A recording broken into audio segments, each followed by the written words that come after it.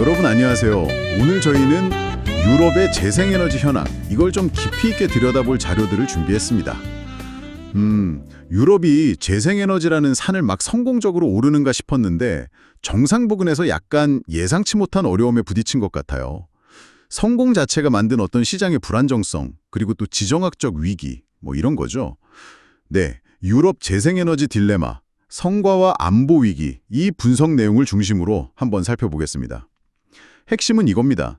유럽이 재생에너지 확대에서 정말 눈부신 성과를 거뒀는데 바로 그 결과로 전력 가격이 폭락하기도 하고 또 러시아 우크라이나 전쟁 때문에 에너지 안보까지 좀 흔들리는 그런 복잡한 상황이라는 거죠.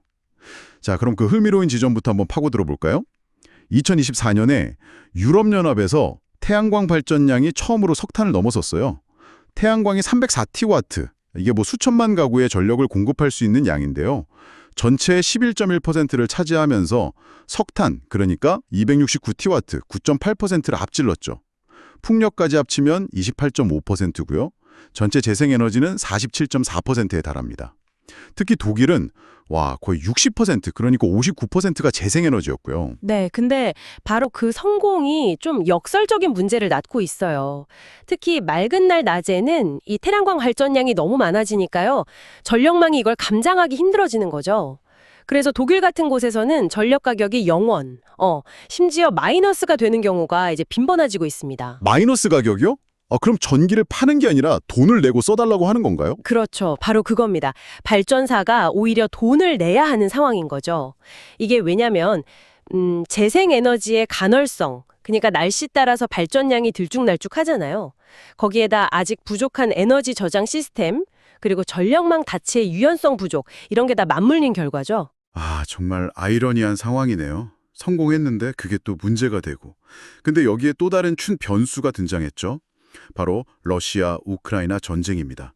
국제방위안보센터 ICDS라고 하죠. 여기서 유럽의 현재 에너지 전략, 이거 근본적으로 재검토해야 한다, 이렇게 경고하고 있다고요? 네, 맞습니다. 러시아가 이게 장기적인 전쟁 경제 체제로 가면서 안보 위협이 점점 커지고 있기 때문이죠. 네, 이건 좀 더 큰 그림에서 보면요. 유럽 국가들이 지금 국방 예산을 엄청나게 늘리고 있다는 점하고 연결이 됩니다. 독일 같은 경우는 5천억 유로 추가 배정을 고려하고 있고 EU 차원에서도 1,500억 유로 지원을 준비 중이라고 하고요. 와, 액수가 엄청나네요. 그렇죠. 이렇게 대규모로 국방력을 강화하려면 당연히 안정적이고 좀 저렴한 에너지가 필수적으로 뒷받침되어야 하거든요. 결국 에너지원의 확보, 그 안정성이 국가 안보와 이제 직결되는 거죠. 더는 분리해서 생각할 수 없는 문제가 된 겁니다. 어쩌면 기후 목표 달성이랑 안보 강화, 이 두 목표가 좀 충돌할 가능성도 생긴 거고요. 안보와 에너지가 이렇게 직접적으로 얽히는군요. 그럼 실제 국가별 상황은 좀 어떤가요?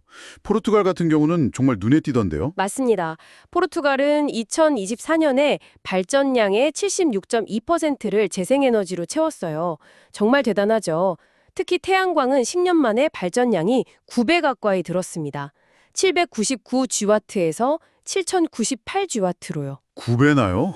와. 네, 그리고 2030년까지 더 확대할 계획이라고 하고요.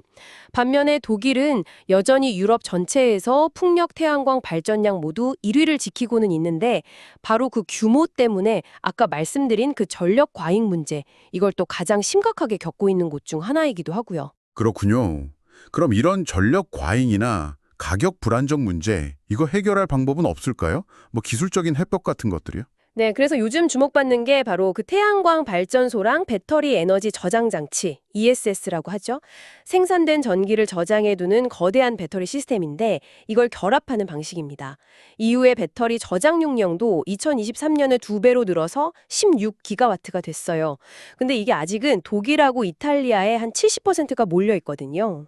좀 편중되어 있군요. 네, 그래서 지역적으로 좀 균형 있는 투자가 더 필요하고요. 그리고 소위 스마트 그리드, 그러니까 전력망 자체를 더 똑똑하게 만들어서 이런 변동성을 잘 관리하고 저장 장치를 효율적으로 통합하는 것도 중요합니다. 시장 전망 자체는 밝아서요. 유럽 재생에너지 시장은 2032년까지 연평균 한 8% 이상 성장해서 225억 달러 규모가 될 걸로 보입니다. 그렇군요. 그러니까 기술적인 해결책도 중요하고 또 시장 자체의 변화도 같이 가야 한다, 이런 말씀이시네요. 결국 이 모든 상황이 우리에게 시사하는 바는 뭘까요? 네, 핵심은 그겁니다. 재생에너지 확대 속도하고 전력 시스템의 안정성, 그리고 에너지 안보, 이 사이에서 어떻게 균형점을 찾느냐 하는 거죠. 단순히 재생에너지 설비만 막 늘리는 것만으로는 이제 부족하다는 게 명확해졌고요. 아까 말씀드린 그 마이너스 가격 현상, 이건 에너지 저장 인프라 확충하고 스마트 그리드 구축이 얼마나 시급한지를 보여주는 동시에 현재 시장 구조로는 투자를 계속하기 어려울 수도 있다는 경고이기도 해요. 그래서 새로운 수익 모델이나 뭐 정책적 지원 같은 이런 시장 구조 개편 논의가 필수적입니다. 기후 목표 달성하고 에너지 안보, 이 두 마리 토끼를 잡으려면 정말 통합적인 전략이 필요하겠군요. 기술 혁신하고 시장 개편이 같이 가야 한다는 거고요.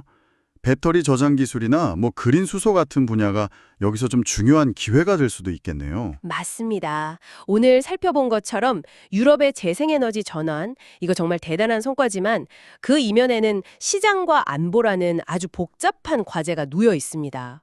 혁신과 또 균형 잡힌 정책이 정말 그 어느 때보다 중요해진 시점이죠. 여기서 한 가지 좀 생각해 볼 점이 있는 것 같아요. 이 에너지 전환 속도하고 국가 안보 강화, 이 두 가지 목표 사이에 최적의 균형점은 과연 어디일까요?